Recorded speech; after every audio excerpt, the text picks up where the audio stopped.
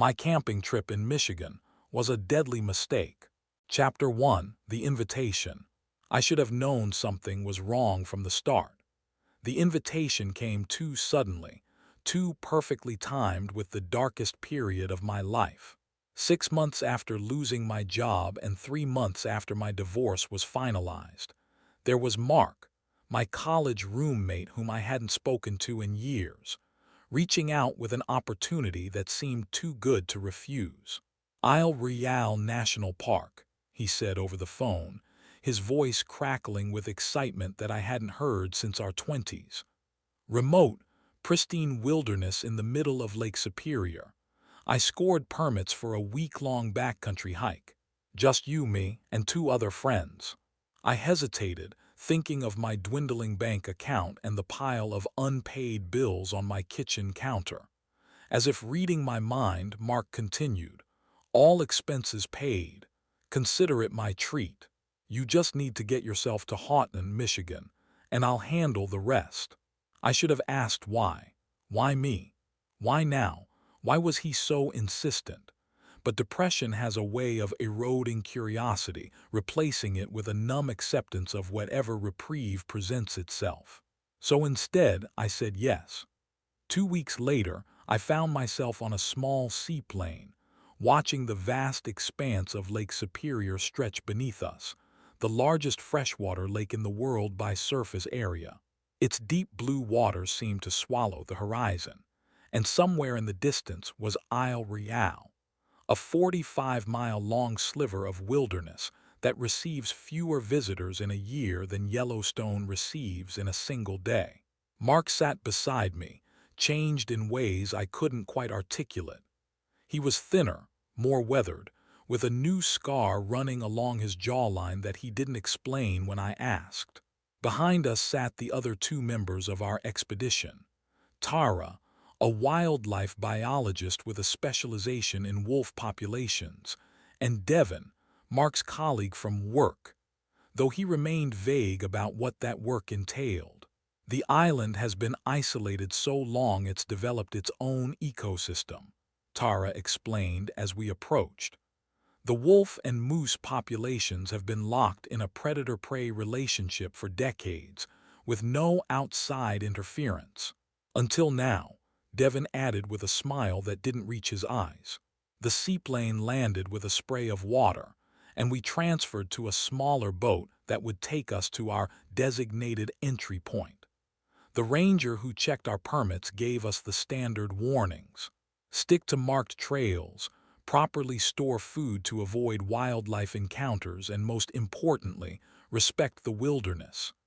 "The thing about Isle Royale," he said, looking each of us in the eye, "is that help is never close by.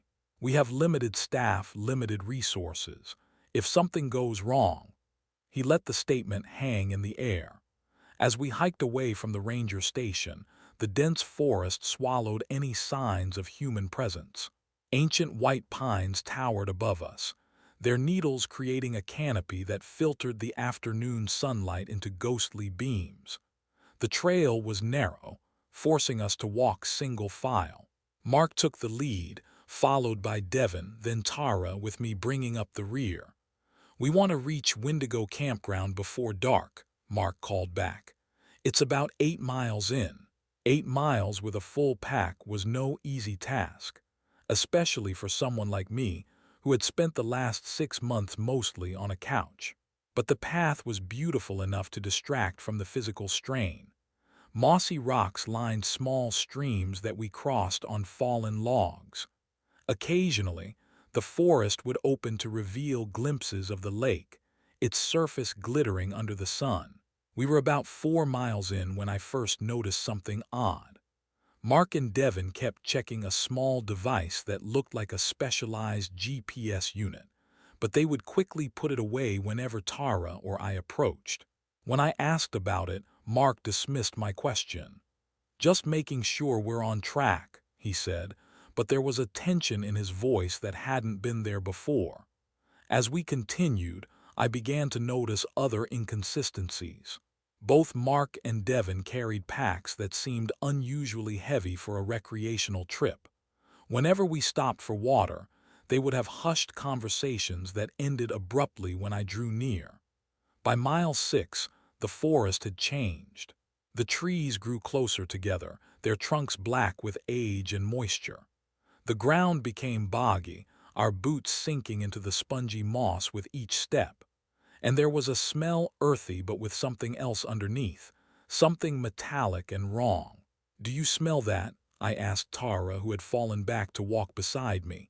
She nodded, her expression troubled. "Something died nearby, probably a moose.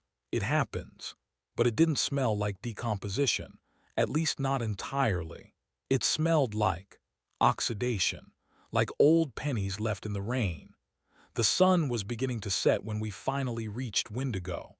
It wasn't much of a campground, just a clearing with designated tent sites, a fire ring, and a bear-proof food storage locker.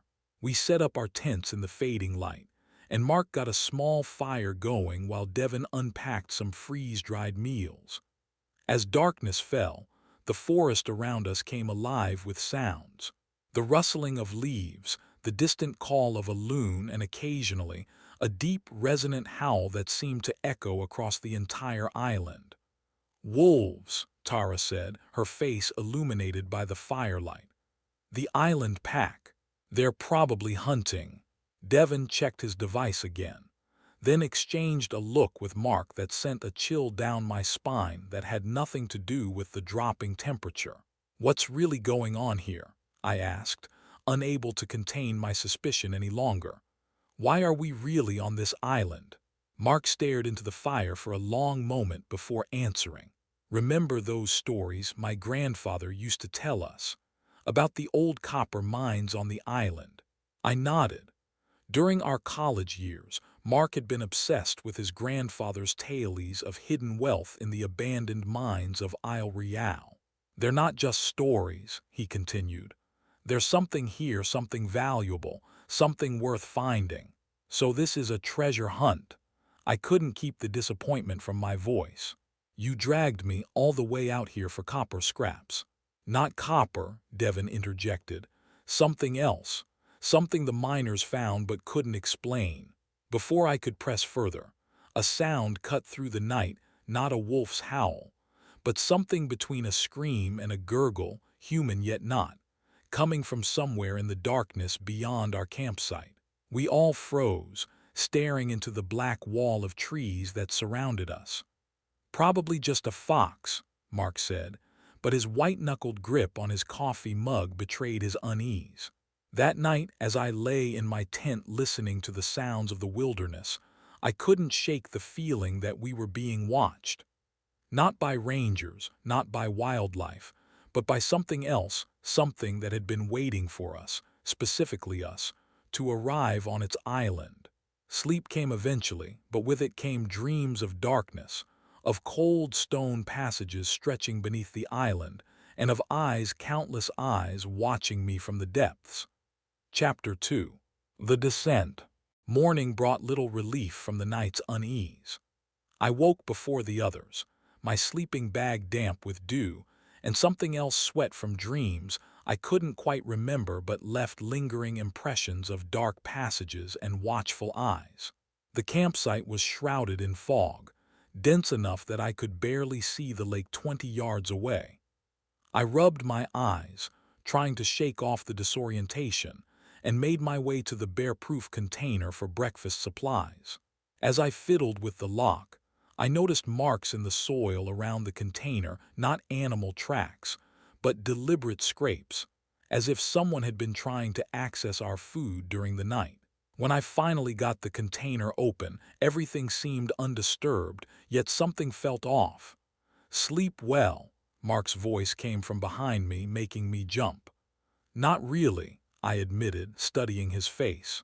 The Mark I knew from college had been open, easy to read. This Mark seemed guarded, his friendly demeanor like a mask that didn't quite fit anymore. "What's really in these mines we're looking for?" He hesitated, then sighed.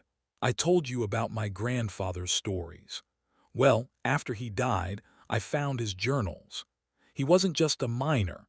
He was part of a special team brought to Isle Royale in the 50s after they discovered something unusual in the old copper mines. What kind of unusual? A chamber that shouldn't exist, with markings that predate any known Native American presence on the island, and artifacts made of an alloy that shouldn't have been possible to create hundreds of years ago. He lowered his voice as Tara emerged from her tent. There's more, but not here.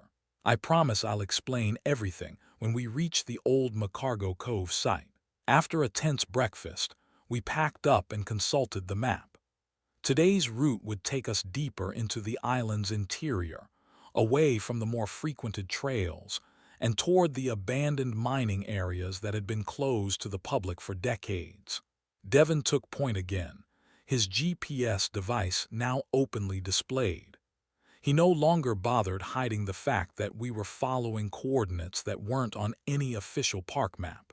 Tara walked alongside me, her expertise in wildlife ecology providing a running commentary on the island's unique ecosystem that would have been fascinating under normal circumstances.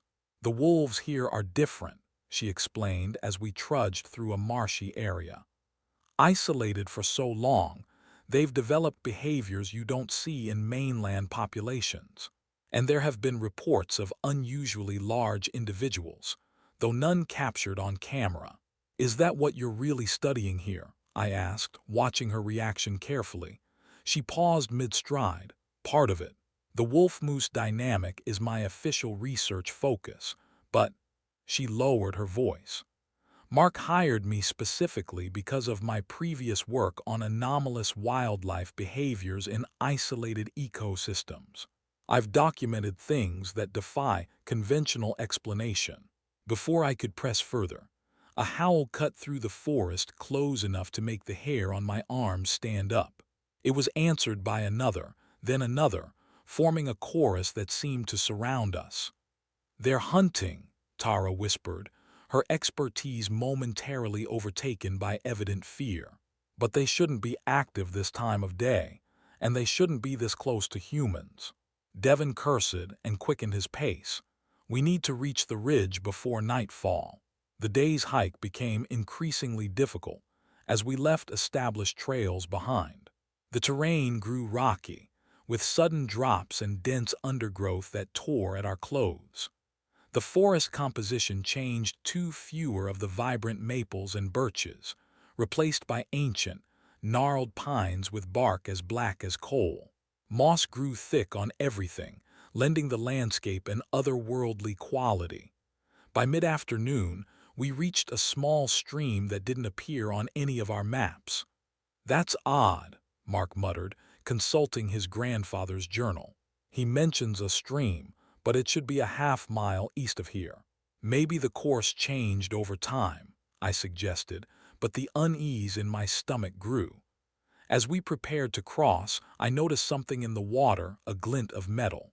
Reaching down, I pulled out a small object caked in mud and algae.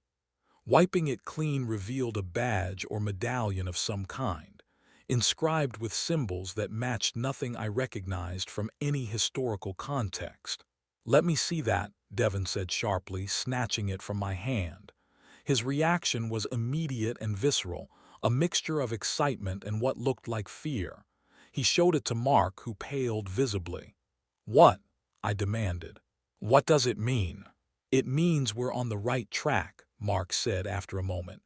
"My grandfather described these markers. The miners used them to ward something off."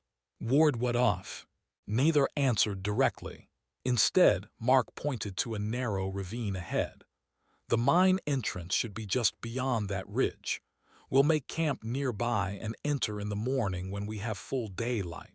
The remainder of our hike passed in tense silence. Even Tara seemed withdrawn, constantly scanning the forest around us.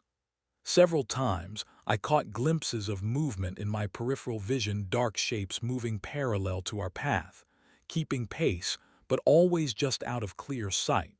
We reached the ridge as the sun began its descent, casting long shadows across a landscape that seemed increasingly alien. Below us stretched a small valley, unnaturally circular, with stands of dead trees surrounding a collapsed mine entrance. The ground around it was bare, as if nothing had grown there for decades.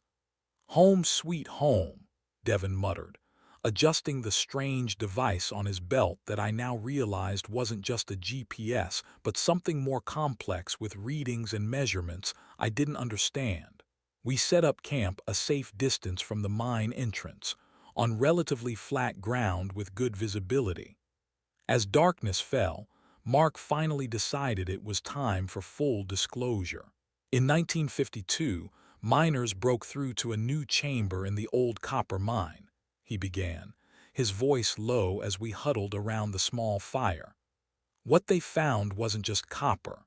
There was a room perfectly circular, with walls made of a material they couldn't identify.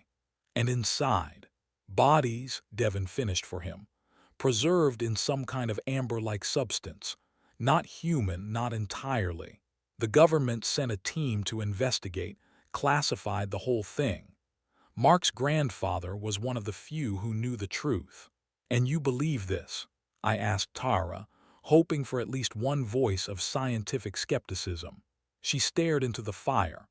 "I've tracked wolf populations on this island for 3 years.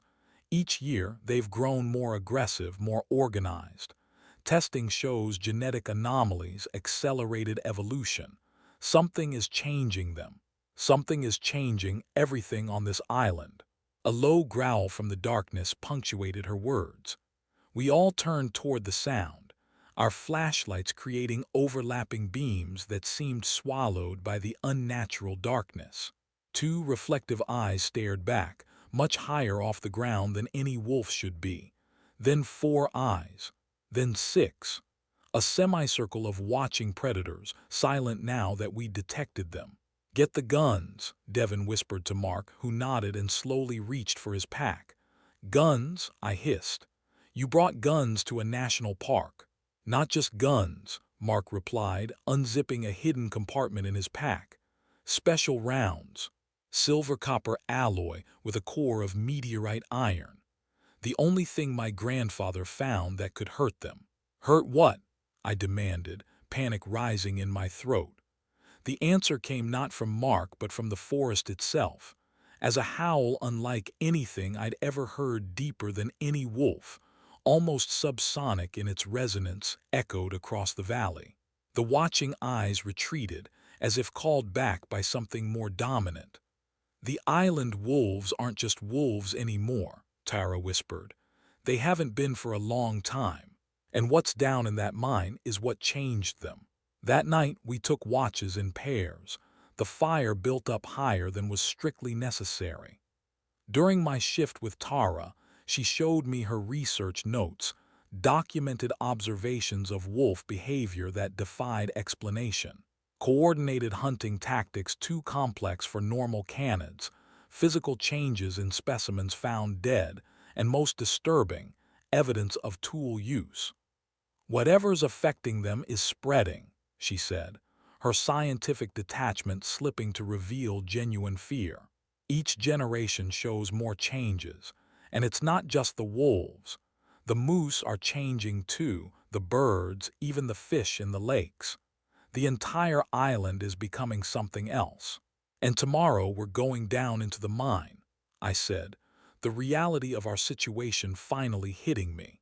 "To find whatever started this." She nodded grimly. "Mark thinks it's something valuable, something that can be studied, used. Devon sees dollar signs, but my research suggests it's more like a disease, a contagion, something that shouldn't be disturbed."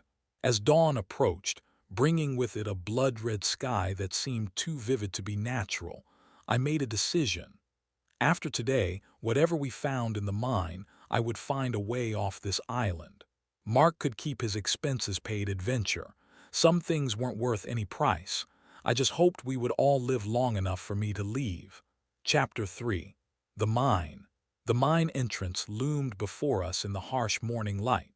A jagged wound in the earth partially collapsed and overgrown with vegetation. Metal support beams, rusted but still intact, framed what remained of the opening. Above it, barely visible beneath years of weathering, was a sign. Macargo Shaft 7, Restricted Area Property of Isle Royale Copper Company. We stood in silence, surveying the entrance while Devon checked his equipment. He'd revealed more of his specialized gear that morning. Not just the weapon, but also atmospheric sensors, radiation detectors, and what looked like a heavily modified Geiger counter. "Atmosphere reads normal," he announced, consulting one of his devices. "No unusual radiation, but there's something. The readings are fluctuating in ways I can't explain." Mark nodded, as if this confirmed his expectations. He removed his grandfather's journal from a waterproof case, flipping to a marked page. "According to this, we need to proceed about 200 yards in, then look for a side passage marked with copper plates." "What exactly are we expecting to find?" I asked, unwilling to enter without more information. Mark and Devon exchanged glances. It was Tara who finally answered. "The working theory is some sort of artifact, something not made by humans, at least not modern humans.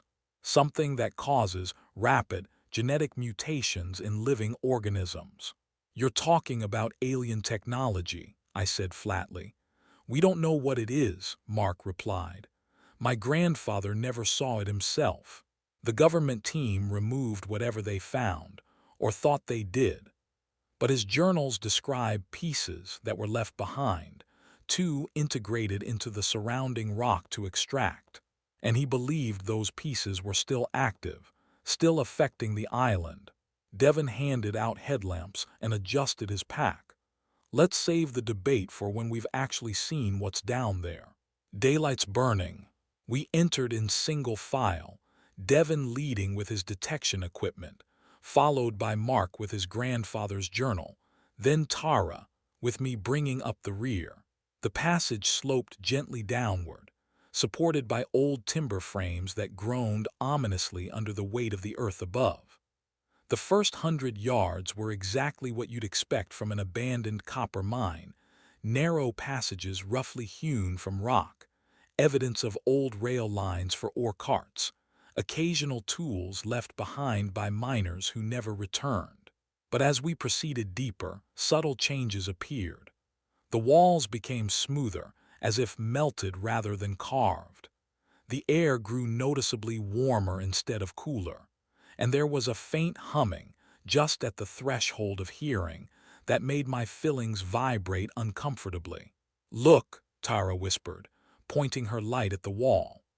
Veins of copper ran through the rock, but they formed patterns too regular to be natural geometric designs that reminded me of circuit boards.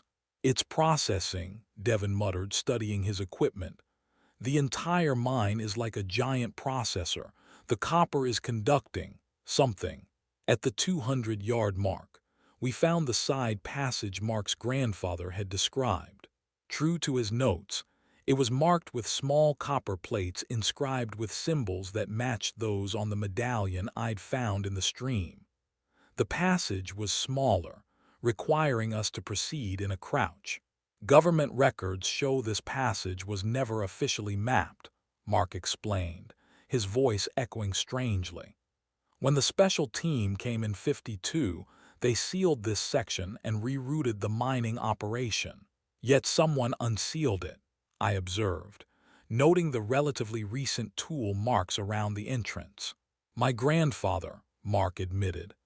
"After he retired, he became obsessed with what he'd seen here, convinced that the government hadn't told the full truth about what they found." The side passage continued for another 50 yards, before opening into a chamber that stopped us all in our tracks. It was perfectly spherical, perhaps 30 feet in diameter, with walls that appeared to be made of a dark, glassy substance unlike the surrounding rock. The copper veins we'd observed earlier converged here, forming an intricate web across the surface of the sphere. In the center of the chamber stood a column of the same glassy material, rising from floor to ceiling. But most disturbing were the recesses carved into the walls, 7 alcoves, each containing what looked like a sarcophagus made of the same dark material as the walls. 6 were sealed shut. The 7th was open and empty. "This is it," Mark whispered, his voice tinged with awe and fear. "This is exactly what my grandfather described, the chamber they found in '52. Devon's equipment was going haywire, lights flashing in erratic patterns, emitting occasional high-pitched beeps. Whatever's generating these readings, it's coming from the column," he said, approaching it cautiously. The column wasn't solid as I'd first thought, but contained a core of swirling, luminescent material that shifted between copper and blue hues. It moved like liquid but seemed to respond to our presence, flows changing direction as Devon approached. "Don't touch anything," Tara warned, studying the sarcophagi with evident unease. "We don't know what this place is or what it does." "It's a seed ship," Devon replied matter-of-factly. "Or what's left of one. Crashed here thousands of years ago, buried itself to avoid detection. The copper in the island, it wasn't a natural deposit. It was part of the ship's structure, gradually integrating with the surrounding ecosystem." I stared at him. "How could you possibly know that?" "Because we've found others," he said simply. "Never this intact but enough to recognize the pattern. Isle Royale isn't the only site, just the most preserved." Mark was circling the chamber, comparing the actual room to his grandfather's descriptions. According to his notes, when they found this place, all 7 sarcophagi were sealed. The government team opened one, removed its occupant, then sealed the room. "But someone came back," I said, examining the empty sarcophagus. Unlike the others, which appeared seamless, this one showed signs of forced entry tool marks around the edges, fractures in the material. "My grandfather believed they missed something important," Mark continued. "He spent years trying to decipher the symbols, convinced they contained a warning. Devon had set up some kind of scanning device aimed at the column. Whatever this is, it's still active, emitting energy at wavelengths we can barely detect, but definitely affecting the surrounding environment. That would explain the accelerated evolution in the island's wildlife." As fascinating as the discovery was, a growing sense of danger prickled at my spine. "So what now? We've found it. We've confirmed your grandfather's story. What's the plan?" "We take samples," Devon replied, producing specialized tools from his pack. "Document everything. Then we contact our sponsors." "Sponsors?" I looked at Mark. "What sponsors?" Mark had the decency to look sheepish. "A private research group. They funded this expedition in exchange for first access to anything we find." "You're grave robbing," I realized. "This is a tomb or cryochamber or whatever, and you're here to loot it." "We're advancing human knowledge," Devon countered, already taking scrapings from the column. "Think of what we could learn from this technology. Materials science, energy production, possibly even medical applications." Tara seemed as uncomfortable as I was.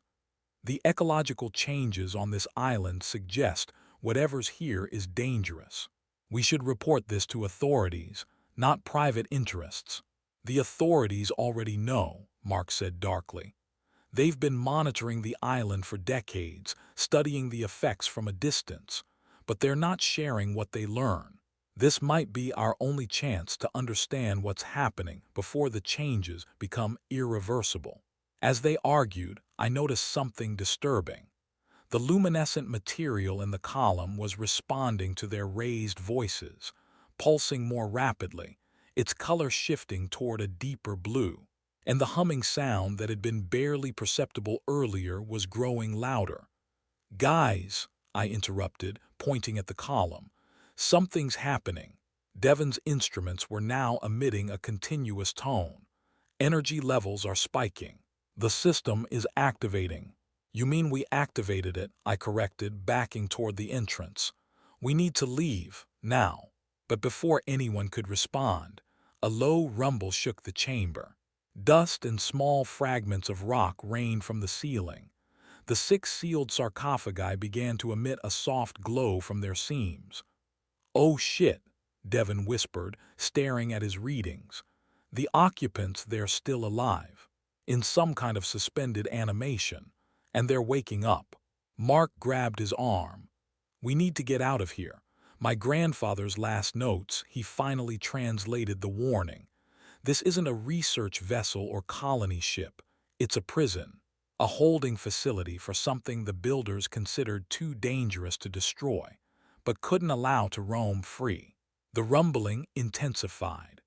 The columns pulsing became erratic, the swirling material now moving with apparent purpose, tendrils of luminescence reaching toward the walls.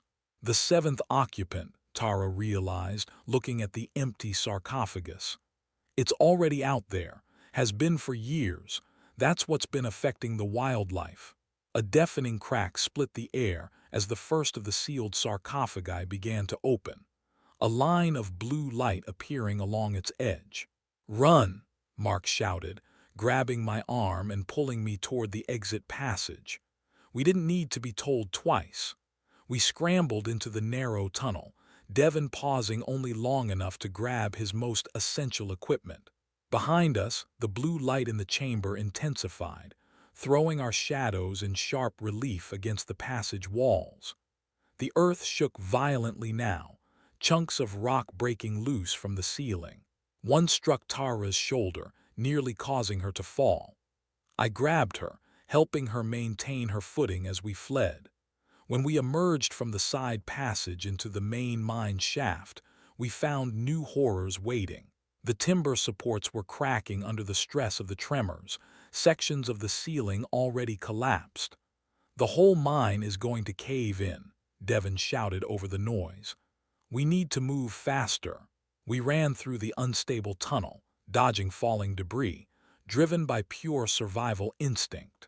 The copper veins in the walls were glowing now, conducting energy from whatever had awakened in the spherical chamber. 50 yards from the entrance, a massive collapse blocked our path. Sunlight filtered through gaps in the rubble, tantalizingly close yet unreachable. "We're trapped," Tara gasped, her face pale with dust and fear. Devon was already examining the blockage. "There's a gap near the top. It's tight, but we might be able to squeeze through one at a time." He scrambled up the pile of debris, testing rocks for stability before putting his full weight on them. When he reached the gap, he paused. "I hear something outside," he called back. "Movement." Before any of us could respond, he disappeared through the opening. Seconds passed in tense silence. Then his face reappeared in the gap. "Coast is clear." "Come on." Mark helped Tara climb next, careful of her injured shoulder. I followed last, scraping my back painfully as I forced my way through the narrow space. When we emerged into daylight, coughing and filthy, the earth was still trembling beneath our feet. The entire area around the mine entrance was shifting, trees leaning at unnatural angles as their root systems were disturbed. "We need to get back to the campsite and grab only what we need," Mark ordered. "Then straight to the ranger station to call for evacuation." "Will they believe us?" I asked as we hastily gathered our essentials. "They don't need to," he replied grimly. "Just look." I turned to see what he was pointing at. In the direction of the lake, a dark cloud was forming, except it wasn't a cloud. It was movement, thousands of birds taking flight simultaneously, fleeing the island in a mass exodus. And from the forest came sounds of larger animals crashing through the underbrush, all heading in the same direction away from the mine. "The island knows," Tara whispered. "The animals can sense it. Whatever was imprisoned down there for thousands of years is free now. And it's hungry." As if to emphasize her point, a howl rose from the direction of the mine entrance. The same deep, resonant call we'd heard the previous night, but now louder, more confident. It was answered by others from all directions. The wolves had found us, but I knew with growing certainty that they weren't wolves anymore. Not really. They were something else entirely now, tools, vessels, extensions of whatever had awakened in the darkness below. Chapter 4: The Hunt. "We need to move," Mark said, slinging his pack over his shoulder. "The ranger station at Wendigo is our best bet. They'll have radios, maybe a boat we can use to get off the island." "Wendigo is 8 miles from here," I pointed out, panic edging my voice. "It'll be dark before we get halfway there." "Then we'd better hurry," Devon replied grimly, checking the magazine in his weapon. He had distributed the strange silver-copper rounds among us. Mark took a revolver. Tara declined any weapon, and I was given a small pistol that felt foreign and heavy in my hand. "I've never fired a gun before," I admitted. "Hope you don't have to," Devon said, but his tone suggested he didn't share that hope. We set off at a brisk pace, following the most direct route to Wendigo according to our map. The terrain was challenging, ridges and valleys formed by ancient glaciers, thick forest undergrowth that clung to our legs, and the occasional bog that forced us to detour. An hour into our journey, Tara froze, raising her hand for silence. "Listen," she whispered. The forest had gone completely quiet, no birds, no insects, not even the rustle of leaves in the breeze. Then from somewhere to our left came a sound like a branch breaking, followed by a low growl. "They're flanking us," Devon said quietly, raising his weapon. "Keep moving but stay tight. Watch the tree line." We pressed forward, now moving as a compact unit rather than single file. I found myself constantly scanning the forest, jumping at every shadow, every movement in my peripheral vision. The silence was oppressive, broken only by our footsteps and increasingly labored breathing. The attack, when it came, was from an unexpected direction. A massive shape dropped from the branches above, landing directly in front of Tara. At first glance, it resembled a wolf. The general form was canine, with powerful limbs and a broad skull. But the similarities ended there. This creature stood nearly 5 feet at the shoulder, its fur patchy and discolored, revealing skin that seemed to shimmer with a metallic gleam. Its eyes weren't the yellow of a normal wolf, but a luminescent blue that matched the glow we'd seen in the mine. Most disturbing were the forelimbs, which had elongated and developed what looked like rudimentary fingers, an evolutionary leap that should have taken millions of years, not decades. Tara stumbled backward with a cry of shock. The creature's head swiveled toward her, jaws opening to reveal teeth too numerous and sharp to be natural. Devon fired without hesitation, the sound deafening in the forest quiet. The strange round struck the creature's shoulder, and the effect was immediate and horrifying. The impact point glowed blue, spreading outward like circuitry being activated. The creature howled a sound too complex for a normal animal throat, and recoiled, its body convulsing as if fighting some internal battle. "Run!" Mark shouted, grabbing Tara's arm and pulling her away from the thrashing beast. We didn't need to be told twice. We sprinted through the forest, abandoning any pretense of quiet travel. Behind us, more howls rose, not just from the injured creature but from others, answering its call, converging on our position. "There," Devon pointed to a rocky outcropping ahead. "Defensible position. We can see them coming." The formation rose about 15 feet above the forest floor, its top relatively flat, with a good view of the surrounding area. We scrambled up, Devon taking position at the highest point while Mark helped Tara, who was still shaken from the close encounter. "What was that thing?" I gasped, struggling to catch my breath. "Wolf-dominant hybrid," Tara replied, her scientific training asserting itself despite her fear, but with significant modifications. The limb structure, the eyes, the metallic integration with the tissue. It's as if something is actively rewriting their DNA, directing their evolution toward a specific form. "Those aren't just wolves anymore," Mark agreed. "They're becoming something else. adapting themselves to serve whatever was in that mine. Devon kept his weapon trained on the forest below, 4 approaching from the north, moving in formation. I followed his gaze and felt my blood run cold. 4 wolf creatures emerged from the tree line, moving with eerie coordination.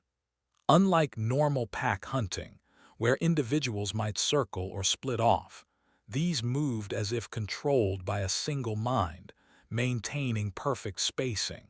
"They're not just hunting us," Tara whispered. "They're hurting us."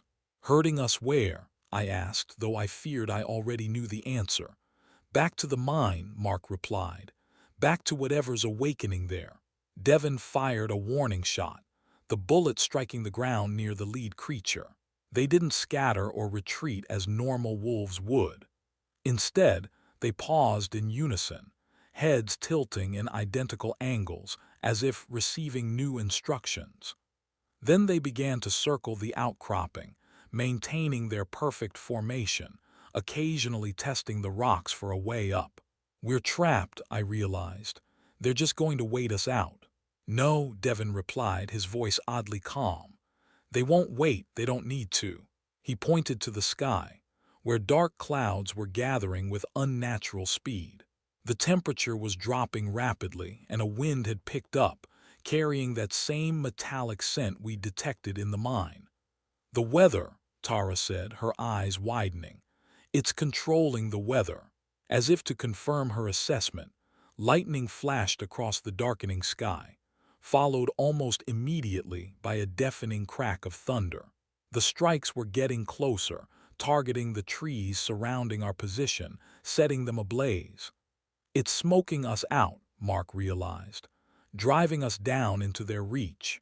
Devon checked his ammunition. 6 rounds left, 4 creatures. "Not great odds." "We need to make a break for it," I said, watching as the flames spread through the drought-dry underbrush. "Pick a direction and run, try to get to the lake." "Lake is 3 miles east," Mark replied, consulting his map. "But the terrain is more open there. They'd run us down in the open." "Then we head northwest," Tara suggested, "toward the ranger station. There's a stream about a mile from here. If we can reach it, follow it upstream. The water might mask our scent." A bolt of lightning struck a tree not 30 yards from our position, splitting it down the middle with a sound like the world breaking. The forest fire was growing, advancing toward our outcropping, driven by the unnatural wind. "Northwest it is," Devon decided. "I'll take point, Mark brings up the rear. You 2 stay between us. When we go fast and we don't stop for anything." I checked my borrowed pistol, praying I wouldn't need to use it. The wolf creatures had spread out, anticipating our descent from the rocks. They paced with military precision, those unsettling blue eyes fixed on our position. Devon counted down from 3, then we moved. He leapt from the outcropping, firing twice in rapid succession. One of the creatures fell, the silver copper round doing its strange work, blue light spreading through its body as it convulsed. We charged into the gap created by Devon's attack, running flat out through the forest. The remaining creatures recovered quickly, pursuing with terrifying speed.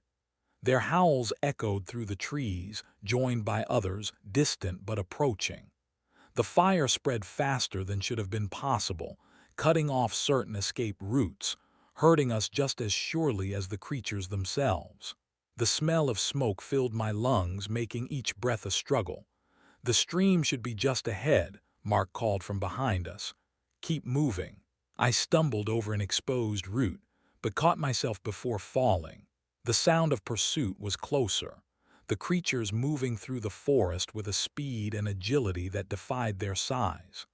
Just as the trees began to thin, revealing the promised stream beyond, one of the wolf creatures burst from the underbrush to our right, cutting off Tara's path.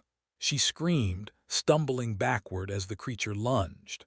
I raised my pistol without thinking, fired. The recoil was stronger than I expected, throwing my aim off, but some combination of luck and adrenaline guided the bullet true. It struck the creature mid-leap, catching it in the chest. The silver copper round did its work, blue light spreading through the beast's body like electric current. It crashed to the ground, writhing, its howls taking on an almost human quality of pain and rage. "G.O.!" Devon shouted, pushing us toward the stream. We splashed into the shallow water, wading upstream as quickly as the slippery rocks would allow. Behind us, the forest was transformed trees ablaze, smoke billowing into the unnatural storm clouds, the howls of the creatures mixing with thunder to create a hellish chorus.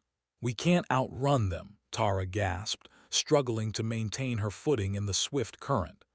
"They're too fast, too coordinated." "We don't need to outrun them," Devon replied. "Just outlast them until help arrives." "What help?" I demanded. "We're alone out here." Devon and Mark exchanged glances. Finally, Mark sighed. "Not entirely alone." Devon activated an emergency beacon back at the mine. "Someone's coming." "The research group you mentioned, your sponsors." "Not exactly." Devon's expression was grim. "More like competitors, people who have been tracking these sites for years. They have resources, equipment. They know what we're dealing with. And you just happen to have their emergency beacon." I was incredulous. "Let's just say I hedge my bets," Devon replied. "Look, I didn't fully trust Mark's private backers. Too many questions about their intentions. These people, they've been containing these sites for decades. They're our best shot at survival." A howl closer than the others cut through our conversation. One of the creatures had found our trail and was following the stream. "Keep moving," Mark urged. "We need to find a place to make a stand until help arrives." We continued upstream, the water growing deeper and faster as we progressed. The storm intensified, rain now falling in sheets, further reducing visibility. Lightning struck with increasing frequency, each flash revealing glimpses of movement along the banks, more creatures, converging on our position. After what felt like hours but was probably only 30 minutes, we reached a small waterfall cascading down from a rocky shelf about 20 feet high. The cliff face to either side was steep but climbable. "Up there," Devon pointed. "Better vantage point, they'll have to come at us one at a time." We scrambled up the rocks, helping each other over the slippery surface.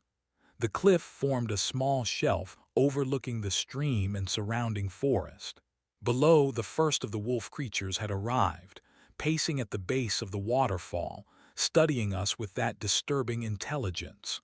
More joined it, their numbers growing by the minute. 6, then 9, then 12, far more than should have been possible given the island's known wolf population. "It's not just wolves," Tara realized, her voice hollow with horror. "Look at the variations. Different sizes, different features. It's adapting other species too." She was right.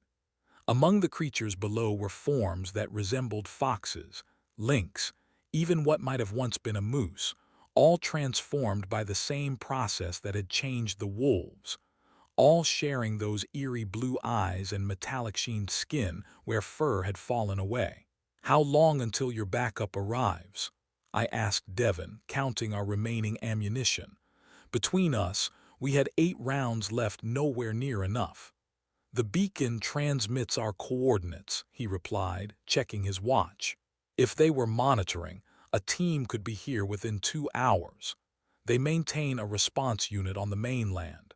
2 hours, Mark echoed. "We need to hold this position for 2 hours. Below, the creatures had begun testing the cliff face, searching for a way up. Some were more agile than others, making it partway before slipping back. It wouldn't be long before they found a viable route. "We need to conserve ammunition," Devon advised. "Only fire when you have a clear shot, and only at immediate threats." The storm continued to rage around us, but I noticed something odd. The lightning was no longer striking randomly. It was concentrated now, hitting the cliff face about 50 yards to our left, again and again in the same spot. "It's trying to collapse the cliff," Tara realized. force us down or crush us. As if to confirm her theory, a massive section of rock broke free after a particularly violent strike, crashing down into the stream below. The creatures scattered momentarily, then regrouped, watching the destruction with what appeared to be calculated interest. "We need to move again," Mark said, pointing to a denser section of forest beyond the stream. "The tree cover might protect us from the lightning." Devon shook his head. "Too late for that, look." From the forest emerged something different, larger than the wolf creatures, moving on two legs rather than four. In the flashes of lightning, I caught glimpses of its form, vaguely humanoid but wrong, like a human skeleton that had been reassembled by something that didn't fully understand anatomy. Its limbs were too long, joints bending in impossible directions, skin displaying the same metallic sheen as the other creatures. Was that human?" I whispered, horror constricting my throat. "Not anymore," Devon replied grimly, raising his weapon. "And I'm guessing it's just the first." The bipedal creature surveyed the scene, then made a series of clicking sounds that reminded me of the strange language we'd heard in the mine. The wolf creatures responded immediately, forming a new pattern, some breaking off to circle around the cliff. "They're coordinating," Tara said. "That thing is directing them." "Then we take out the commander," Devon decided, taking aim. But before he could fire, the creature looked directly at him. At us. And in its gaze I felt a cold intelligence that was utterly alien yet somehow familiar, as if I'd glimpsed it in my dreams. It raised one grotesquely elongated arm and pointed not at us, but at the cliff face above our position. The meaning was clear. "Move!" I shouted, as another lightning bolt struck precisely where the creature had indicated. The cliff above us cracked, then gave way, tons of rock sliding toward our precarious shelter. We leapt clear, but in different directions. I landed hard on a lower section of the cliff, the breath knocked from my lungs. Through dust and rain, I saw Devon and Mark further down, closer to the water. Tara was nowhere in sight.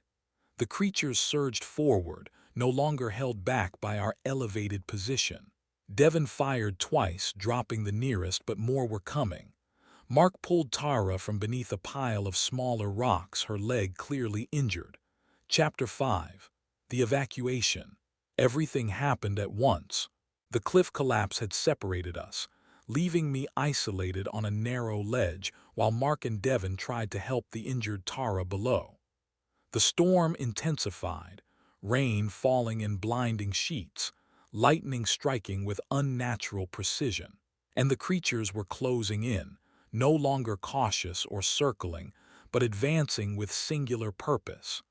I had 2 rounds left in my borrowed pistol.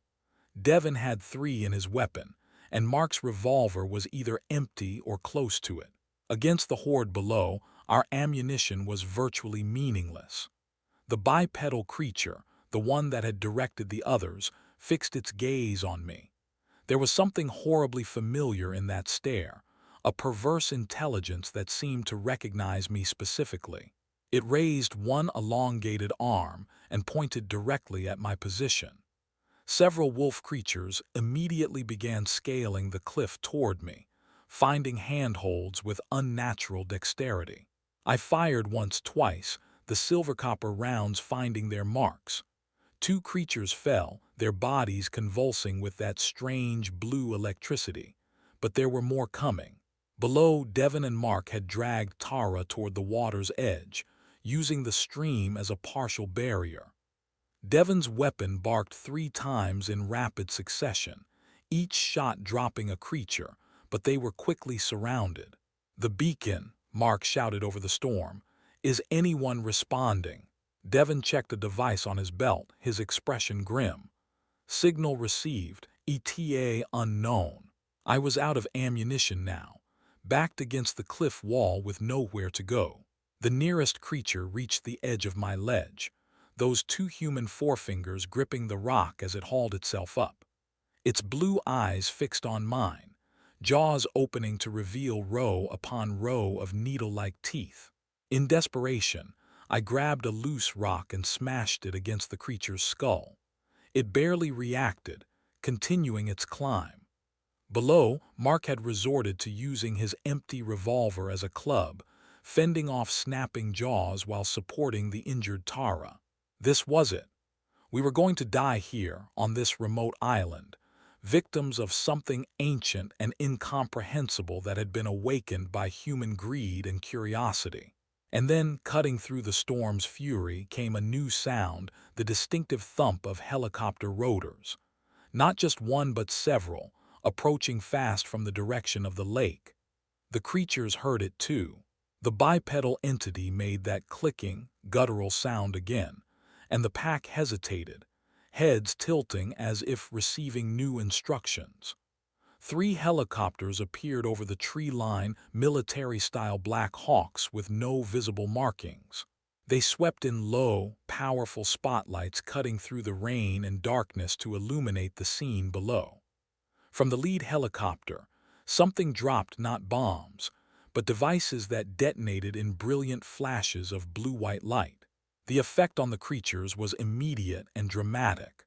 They recoiled from the light, those closest to the detonation points convulsing violently before collapsing.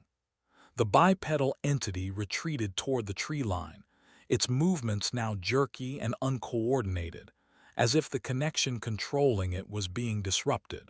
The helicopters circled, more devices dropping, creating a perimeter of blazing blue light. From the second helicopter, figures rappelled down on lines, a tactical team in specialized gear, faces hidden behind visored helmets. They carried weapons similar to Devon's but larger, more sophisticated. "Extraction team," Devon shouted to Mark, genuine relief in his voice. "We're saved." The tactical team moved with practiced efficiency, forming a defensive circle around Mark, Devon, and Tara. One looked up, spotted me on my ledge, and gestured for me to stay put. Moments later, a line dropped from the third helicopter, dangling within my reach. I didn't hesitate, grabbing the line and securing the harness around my waist. As I was lifted into the air, I had a perfect view of what was happening below. The tactical team had deployed some kind of barrier, not physical, but energy-based, a shimmering field that repelled the few creatures still trying to attack. Meanwhile, others were attending to Tara's injury, applying what looked like advanced medical technology to her leg. The bipedal entity had reached the tree line but seemed unable to retreat further. It convulsed, its form shifting between states, as if the forces controlling it were losing their grip. The clicking sounds it emitted had changed to something like a scream, a high-pitched, electronic wail that raised the hair on my arms. As I was pulled into the helicopter, a woman in a sleek black uniform helped me aboard. "Civilian secure," she reported into a headset, then turned to me. "Are you injured?" I shook my head, still trying to process everything that was happening. The helicopter's interior was a marvel of technology, banks of equipment lining the walls, monitors displaying data I couldn't begin to understand. Through the open door, I watched as the other 2 helicopters extracted the rest of our group. The tactical team was the last to leave, maintaining their energy barrier until everyone was safely airborne. As they were pulled up, the barrier collapsed, and the remaining creatures surged forward, but too late. The 3 helicopters formed up and banked away from the island, heading toward the mainland.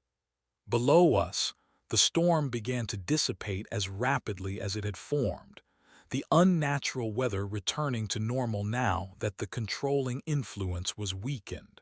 "What's happening?" I asked the woman who had helped me aboard. "Who are you people?" She studied me for a moment, then touched a control on her wrist.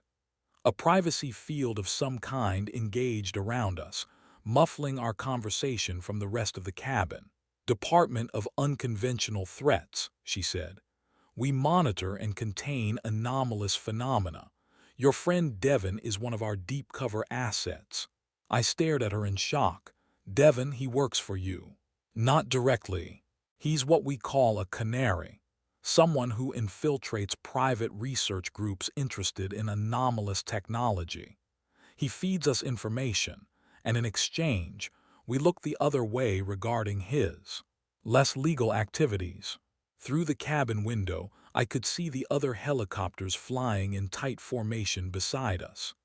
In one, medical personnel were working on Tara, while Mark sat nearby, his expression shell-shocked. "What was that thing in the mine?" I asked.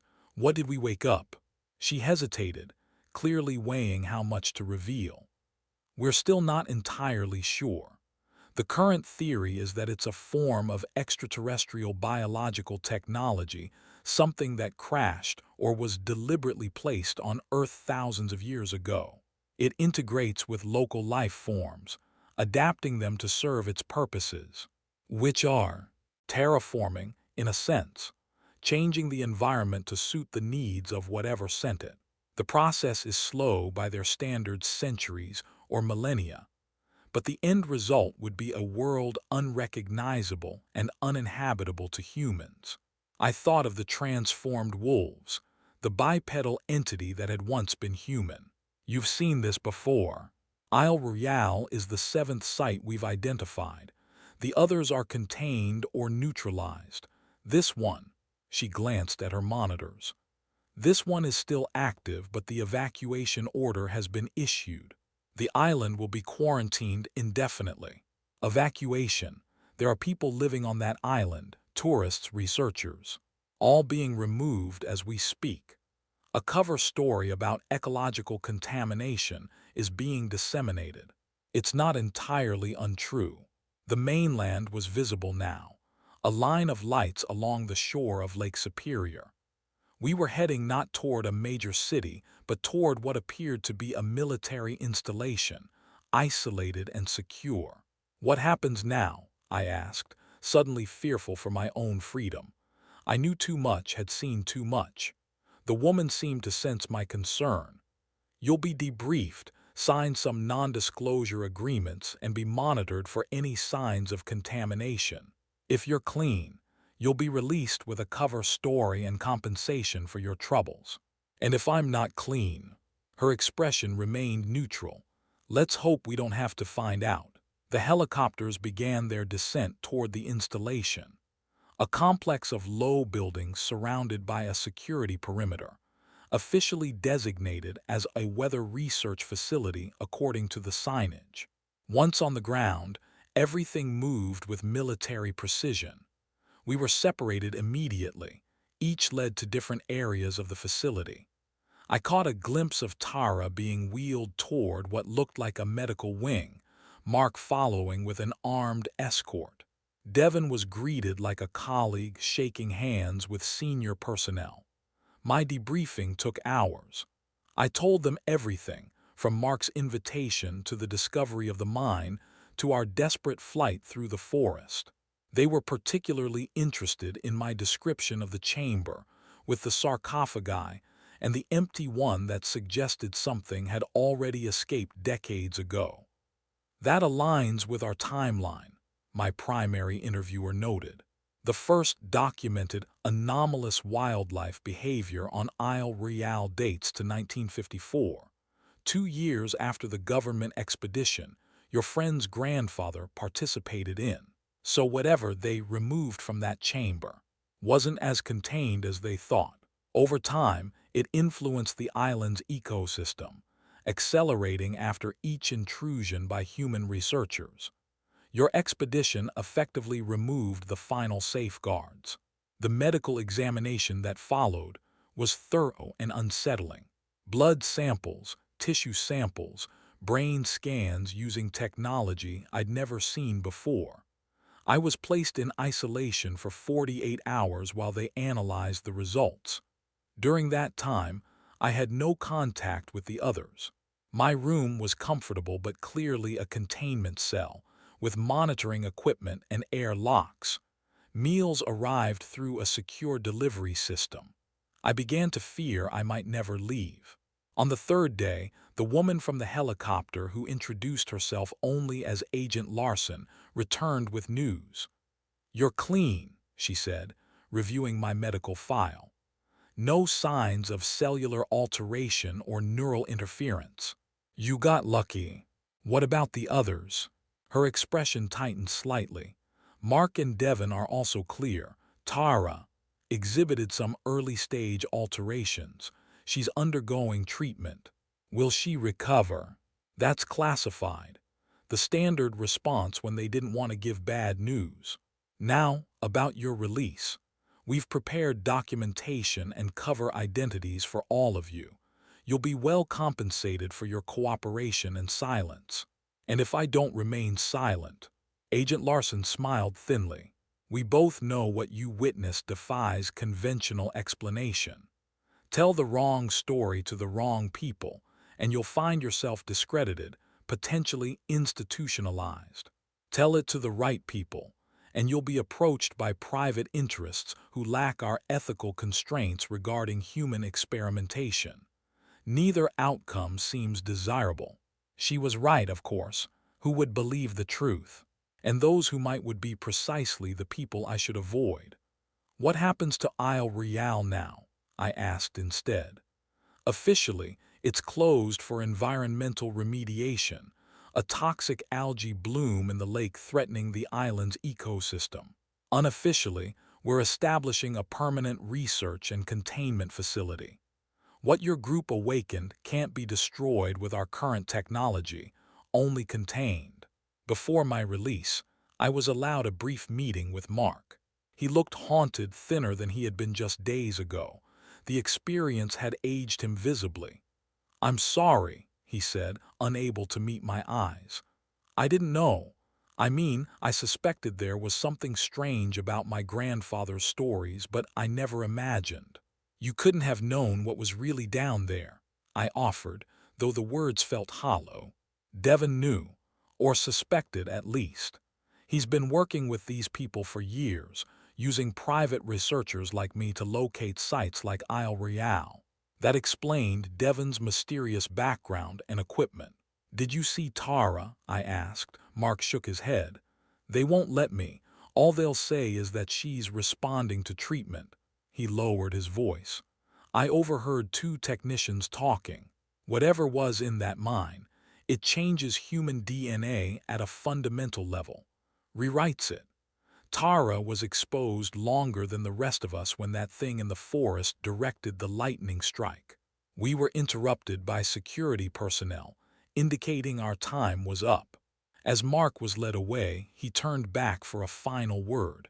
"Whatever they tell you, don't go back to the Upper Peninsula. Don't even go near the Great Lakes. What's on that island? It's spreading." Later that day, I was provided with new identification, a substantial bank account under my new name, and a cover story explaining my absence. I was flown to Chicago and released with minimal surveillance, just enough to ensure compliance without being intrusive. For months, I tried to resume a normal life. I found a job, an apartment, even began dating again. But I couldn't shake what I had experienced.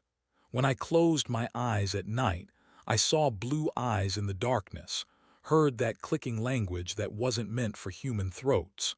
I monitored news from the Upper Peninsula obsessively. The official story about Isle Royale held environmental contamination, requiring indefinite closure of the national park. But there were other stories, easily dismissed by rational minds, but glaring to someone who knew what to look for. Unusual wildlife behavior throughout the region. Hikers reporting disorientation and lost time near the lakeshore. Fishing crews describing catches with subtle deformities. Meteorological anomalies similar to the storm we had experienced.